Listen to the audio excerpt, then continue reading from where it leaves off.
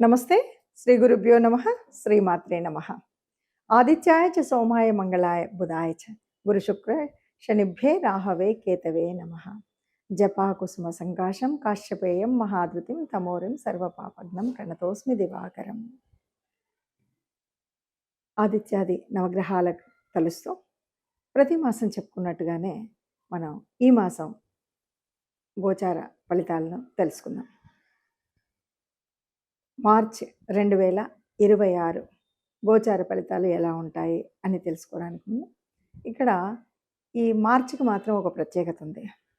ఎందుకంటే సగం మాసం వరకు సనాతన ధర్మంలో మనం చెప్పుకున్నటువంటి మన పండగ, మన తొలి సంవత్సరాది ఏదైతే ఉందో, తొలి ఉగాది ఏదైతే ఉందో అక్కడి నుండి చెప్పుకోవాల్సినటువంటి పంచాంగం, అక్కడి నుండి వినవలసినటువంటి ఫలితాలు ఏవైతే ఉన్నాయో అది ఈ మార్చి మాసానికి వచ్చేసరికి ఒక 15 రోజుల వరకు దాదాపుగా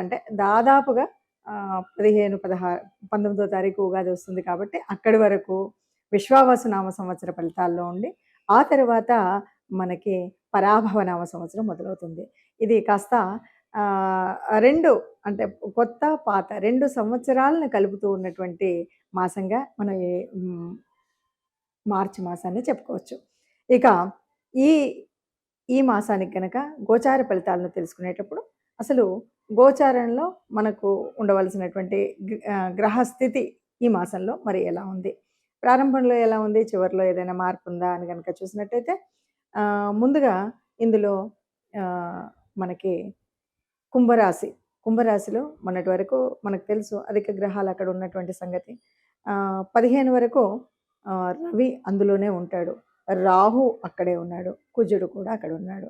ఇక మీనరాశిలోకి వస్తే మరి మీనరాశిలో మనకి శుక్రుడు, శని ఇద్దరు అక్కడ ఉంటారు. మనకి గ్రహాల తేడా కూడా మనకు కనిపిస్తుంది. శుక్రగ్రహానికి వచ్చేసరికి ఆయనకు ఉచ్చస్థానమైనటువంటి స్థానంలో శుక్రుడు ఉన్నాడు. ఇక గురువు మిథునంలో ఉంటాడు. ఇది మనకు కనపడుతుంటే ఇక మరొక గ్రహం కేతు సింహరాశిలో ఉంటాడు. ఇది మనకు నవగ్రహాలు ఎక్కడ ఉన్నాయని. చంద్రుడు ప్రారంభంలో అయితే మనకి కర్కాటకంలోనే ప్రారంభమవుతాడు. సరే, మరి ఈ రకంగా ఉన్నటువంటి గ్రహాలు ఇలా ఉన్నప్పుడు మరి ఒక్కొక్క అంటే 12 రాశుల వారికి గోచార ఫలితం ఎలా ఉంటుంది, ఈ గోచార ఫలితం వల్ల ఈ నెల రోజులు ఈ మాసం అంతా కూడా మనం చేసుకోవాల్సినటువంటి జాగ్రత్తలు ఏంటి, పరిహారాలు ఏంటి, లేదా మనం ఉన్నటువంటి అంటే యోగించేటువంటి గ్రహాల యొక్క అనుకూలత ఉన్నప్పుడు మనం ఇంకా అభివృద్ధి కోసం చేయవలసినటువంటి పనులేంటి, ఇలా మనం చూసుకోవడానికి. నిజంగా జాతకంలో చెప్పినట్టు జరుగుతుందా? అసలు జాతకాలు ఇంతమంది చెప్తున్నారు, మరి అందరి జీవితాలు చూస్తే బయట ఇలా ఉన్నాయి అనేవాళ్ళు చాలా ఎక్కువగా ఉన్నారు.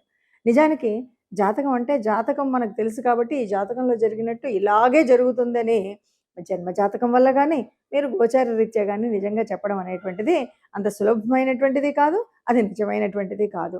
ఎందుకు అంటే మనకు గోచార ఫలితం ఉన్నప్పుడు కూడా ఎట్లా ఉంటుంది అంటే ఒక రకంగా చెప్పాలంటే ఏదైనా కష్టం వచ్చినప్పుడు ఆ కష్టాన్ని తట్టుకోవడానికి ఓ సహాయం చేసేటువంటిది, ఆ కష్టాన్ని తప్పుకొని కొద్దిగా ముందుకు వెళ్ళడానికి మనకు కావాల్సినటువంటి ఒక చేయూతనిచ్చేటువంటి ఒక మార్గదర్శనం చేసేటువంటిదే. అలాగా జాతకం కూడా అంతే. మనం ముందు తెలుసుకోవడం ఎందుకు అంటే ఈ కష్టం రాబోతుంది కాబట్టి ఇలా ఉండకండి. ఆ కష్టం ఎందుకు వస్తుంది? నీ దురుస్తనం వల్ల రావచ్చు, లేదు కుజుడు ఉన్నాడు కాబట్టి నీ తొందరపాటుతనంలో రావచ్చు. ఇలాంటి విషయాలు చెప్తూ ఉంటాం కాబట్టి ఆ తొందరపాటును తగ్గించుకోవడం, ఇతరులతో మాట్లాడేటప్పుడు మంచిగా మాట్లాడడం, ఈ విషయాల వల్ల ఉంటుంది. కాబట్టి జాతకం అనేది ప్రతి మాసం తెలుసుకోవాల్సిందే. గోచార రీత్యా ఎలాంటి మార్పులు ఉన్నాయి, మనం ఏం మార్పులు తర్వాత ఏ రకంగా ఏ దేవతానుగ్రహం కావాలి మనకు, ఏ గ్రహానుగ్రహం కావాలి అన్నది తెలుసుకుంటూ ముందుకు వెళ్ళవలసిందే. అలా మరి ఈ మార్చి మాసంలో ఒక్కొక్క రాశి వారికి ఎలాంటి ఫలితాలు ఉన్నాయో నెమ్మదిగా చూద్దాం. తదుపరి రాశి మిథున రాశి. మిథున రాశి వారికి ఈ నెలలో కనుక చూస్తే దాదాపుగా అనుకూలమైన పరిస్థితులే ఉన్నాయి. సహకారం లభిస్తుంది. ముఖ్యంగా ఈ సహకారం ఎవరి నుండి లభిస్తుంది? స్నేహితుల నుండి సహకారం లభిస్తుంది. ఇంట్లో భార్య నుండి భర్తకి, భర్త నుండి భార్యకు సహకారం లభిస్తుంది. మీరు ఉద్యోగం చేస్తుంటే ఈ ఉద్యోగ స్థానంలో సహకారం లభిస్తుంది. మీరు రాజకీయ నాయకులైతే మీ అనునాయులతో సహకారం లభిస్తుంది. మీరు సమాజంలో ఒక సంఘ సంస్కర్త అయితే, ఆ చుట్టుపక్కల ఉన్న వాళ్ళతో సహకారం లభిస్తుంది. అంటే ఎవరికైనా ఏదైనా పని చేయాలంటే, పని సఫలీకృతం కావాలి అంటే పక్క వాళ్ళ సహకారం ఉంటేనే పూర్తి చేయగలుగుతాం. అలాంటి సహకారం పూర్తిగా లభించేటువంటి మాసం మిథున రాశి వారికి ఈ మాసం. అన్ని విషయాల్లో కూడా విజయమే జరుగుతుంది. అన్ని విషయాల్లో విజయము అంటే నేను ఒక్కసారి ఇక్కడున్న వాడిని ఎక్కడికో వెళ్ళిపోతానని కాదు. మనం ఒక చిన్న పని ఏదైనా ప్రయత్నం చేస్తున్నాం. ఆ ప్రయత్నంలో విజయం జరుగుతుంది. నీ పిల్లలున్నారు. ఆ పిల్లల కోసం ఒక సీటు కోసం వెళ్ళామా, లేకపోతే వాళ్ళు చదివేటువంటి చదువులో గాని చిన్నదవ్వనివ్వండి, పెద్దదవ్వండి. వాళ్ళు చేస్తున్న పనిలో మీకు విజయం కనిపిస్తుంది. మనం ఇంట్లో అనుకున్నటువంటి ఓ శుభకార్యం ఉంది. విజయంగా నిర్విఘ్నం లేకుండా హాయిగా, ఆనందంగా ఆ పనిని మనం పరిపూర్ణంగా పూర్తి చేయగలుగుతాం. అలాంటి విజయం కనిపిస్తుంది. ఇలాగా అనేక మార్గాల ద్వారా గూడా అంటే ఆహ్, ఎదుగుదల అనేది ఒకవైపు నుండి ఏదో నేను వ్యాపారం చేస్తున్నాను అలా వెళ్తుంది. ఏదో ఉద్యోగం చేస్తున్నాను కాకుండా, ఎదుగుదల అన్నప్పుడు అనుకోకుండా ఆల్ ఆఫ్ సడెన్ వీళ్ళకో చేంజ్ కనబడుతుంది.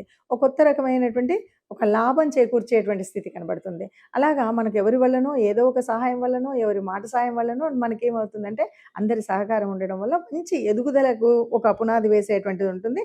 అయితే ఇక్కడ బాగా గుర్తుపెట్టుకోవాల్సిందేంటంటే మనకెంత డబ్బొస్తుందో, ఎంత ఆదాయం వస్తుందో అలాగే ఖర్చు కూడా అవుతుంది. ఖర్చు అనగానే మనం భయపడాల్సిన అవసరం లేదు. ఆ ఖర్చు శుభకార్యాల ఖర్చవ్వచ్చు. అప్పుడు మనం ఖర్చు పెట్టిన దానికి కష్టపడే పని లేదు. బాధపడే పని లేదు కదా! అలాగే ఆ ఖర్చు ఇంకేదైనా మంచి కార్యానికి అవ్వచ్చు. అప్పుడు గూడా బాధపడే పని లేదు కదా! అంటే ఎంత ఆదాయం వస్తుందో అంత ఖర్చయ్యేటువంటి స్థితయితే ఉంటుంది. కానీ ఆ ఖర్చు మనకు పనికిరాని వాటికయినప్పుడు మనకు బాధ కలుగుతుంది. ఏది అనారోగ్యం వల్ల హాస్పిటల్ కానీ అలా కాకుండా ఒక మంచి కార్యం కోసం అయ్యేటువంటి ఖర్చు కింద లెక్క కట్టకూడదు కాబట్టి ఆదాయం ఎంతుందో ఖర్చు కూడా అలాగే వస్తుంది. ఇక నిరుద్యోగులు ఎవరైతే ఉంటో నేను ఉద్యోగం వస్తుంది అని చెప్పను. కానీ ఉన్నటువంటి గ్రహస్థితుల వల్ల కనీసం తాత్కాలికమైనటువంటి అంటే టెంపరరీ జాబ్స్ ఉంటాయి కదా! అవి తాత్కాలికమైనటువంటి జాబ్ లేదా ఒక జీవనోపాధి కలిగేటువంటి అవకాశం ఉంది. నిరుద్యోగులందరికీ కూడా తాత్కాలికంగా ఒక ప్రాతిపదికం అయితే వస్తుంది. సంతాన ప్రయత్నం గూడా ఫలిస్తుంది. ఎవరైనా సంతానం కోసం ప్రయత్నం చేసేవాళ్ళు అంటే, వాళ్ళు తప్పనిసరిగా ఈ మాసంలో వాళ్ళ ఆ ఫలితం కోసం ఎదురు చూడవచ్చు. అలాగే పిల్లల సంతానం కూడా అంటే మీ సంతానానికి సంతానం కావాలనుకునేటువంటి వాళ్ళకి కూడా ఇది మంచి సమయంగా చెప్పొచ్చు. అలాగే ప్రేమలు, అభిమానాలు ఇవన్నీ కూడా వృద్ధి చెందేటువంటి స్థితి, పరిఢవిల్లేటువంటి స్థితి. అంటే మీకున్నటువంటి స్నేహితుల ద్వారా గానీ, బంధువుల ద్వారా గానీ, పెద్దలు గానీ, ఇటు అమ్మ వైపు, నాన్న వైపు ఎటైనా చెప్పుకోండి. అన్ని రకాలుగా గూడా మీకు అనుబంధాలు, ఆత్మీయత పెరిగేటువంటి పరిస్థితి ఈ మాసంలో కనిపిస్తుంది. ఇలా ఒక్కొక్క గ్రహం వల్ల ఒక్కొక్క ప్రభావాన్ని మనం చూస్తున్నాం కదా! అంటే ఇది గ్రహాల యొక్క తత్వం ఒక్కటే కాదు. మనకు కూడా జన్మజాతకంలో ఉన్నటువంటి అంతకుముందే ఉన్నటువంటి గ్రహాల ఉపస్థితి వల్ల కావచ్చు, లేకపోతే జరుగుతున్న దశ, అంతర్దశల మూలంగా కూడా కావచ్చు. మనం ఇప్పుడు ఏదైతే చెప్పుకున్నామో అలాగ మాకు జరగలేదండి. లేదు అలాకంటే బాగా జరిగిందండి. లేదు అలా చెప్పారు గానీ ఇలా జరిగిందండి అనే మాటలు వింటుంటాం కాబట్టి దానికి కారణం ఏమిటి అంటే ముఖ్యంగా మనకు జన్మజాతకంలో మనకు నడుస్తున్నటువంటి మంచి యోగించే గ్రహాలు మనకు అనుకూలంగా ఉండేవి ఉండవచ్చు. లేదా నడుస్తున్నటువంటి దశ, అంతర్దశలు చాలా బాగా ప్రభావితం చేసేటువంటివిగా ఉండొచ్చు. కానీ అలాంటప్పుడు కూడా కొన్నిసార్లు కొన్ని రకాలైనటువంటి గ్రహాల యొక్క యుతుల వల్ల గానీ, గ్రహాల యొక్క దృష్టుల వల్ల గానీ కొన్ని మార్పులైతే తప్పకుండా జరుగుతాయి. ఈ మార్పులు జరిగినప్పుడు మనకు అంతా ఉన్నా కాస్త పట్టించుకున్నప్పుడు తెలియకపోవచ్చేమో కానీ, మన భవిష్యత్తుకు పునాది వేసేటువంటి కొన్ని మంచి నిర్ణయాలు తీసుకునేటప్పుడు ఇది ఉండాలి. కాబట్టి ఇప్పటి వరకు మనం చెప్పుకున్నట్టుగా ఈ పరిస్థితి ఉంది కాబట్టి మరి ఏం చేయాలి? అంటే ఏమీ లేదండి. అసలు మనకు శాస్త్ర ప్రకారంగా గూడా ఓ పద్ధతి ఉంటుంది. ఎప్పుడూ కూడా దేవతానుగ్రహం పొందాలి అంటే ఇష్టదేవత ఆర్ లేదు అంటే కులదేవత. ఈ మీ ఇష్టదేవతను గాని, కులదేవతను గాని ఆరాధించేటువంటి పద్ధతి ఉంటుంది. ఆరాధించే పద్ధతి అంటే ప్రతినిత్యం మనం ప్రతినిత్యం కొంతమందైతే ప్రతి క్షణం కూడా నామస్మరణ చేయడం అనేటువంటిది ఉంటుంది. అది చాలా శుభం. ఎలాంటి అవాంతరాలున్నా, ఎలాంటి కష్టాలున్నా అవి చక్కగా విడిపోతూనే ఉంటాయి. అలా కాకుండా కొన్నిసార్లు సరే మన పనులు ఒత్తిళ్ళ వల్ల గాని, సమయానుకూలంగా మనం చేయడం ఏదో పొద్దుపం పెడతాం, వెళ్ళిపోతాం అన్నప్పుడు కులదేవతను, ఇష్టదేవతను ఆరాధించేటువంటి విషయంలో చాలా వరకు పెద్దలు చెప్పినటువంటి మాట అందరికీ సమ్మతమైనటువంటి మాట ఏంటంటే, మనం ఇష్టదేవత ఆరాధన గాని, కులదేవత ఆరాధన గాని మనకు సనాతన ధర్మంలో చెప్పినట్టుగా ఒక 3 నెలలకొకసారి మనం ఆరాధన చేయడం. అంటే ఆరాధన చేయడం అంటే ఇంట్లో ప్రత్యేక పూజ చేయడం. మనం నలుగురిని పిలుసుకొని లేదు ఒక హోమము ఇలాంటివి ఏదైనా సరే మనం లేదు ఆ పేరు మీద దానం, ధర్మం చేయడం అనేటువంటిది ఒక పద్ధతి. ఇది గనక చేసినట్టయితే ఎంత క్లిష్టతరమైనటువంటి, కష్టతరమైనటువంటి గ్రహ సంచారం ఉన్నప్పటికి కూడా ఏ కష్టం కలగకుండా ఉంటుంది.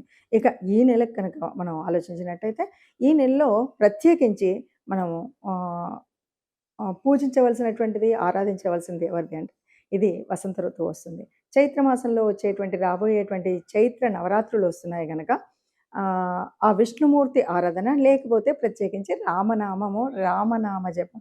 ఉట్టి శ్రీరామ రామ రామేతి అని అనుకుంటే చాలు. ఏ కష్టం ఉన్నా, ఎక్కడికి వెళ్ళాలన్నా, మనం ముఖ్యంగా ముఖ్యమైన పనులు ఏవైనా చేయాలి అనుకుని, వాటిని ప్రారంభించాలి, నాకు బాలేదు అనుకున్న వారు ఎవరైనా సరే, మీరు ఆపదామపహర్తారం దాతారాం సర్వసంపదాం లోకాభిరామం శ్రీరామం భూయో భూయో నమామ్యో అని దండం పెట్టుకొని ప్రారంభం చేయండి. ఎలాంటి విఘ్నాలు లేకుండా ఉంటాయి. అందరూ ఆనందంగా ఈ నెలను కూడా మనం గడపొచ్చు అని చెప్పొచ్చండి. నమస్తే.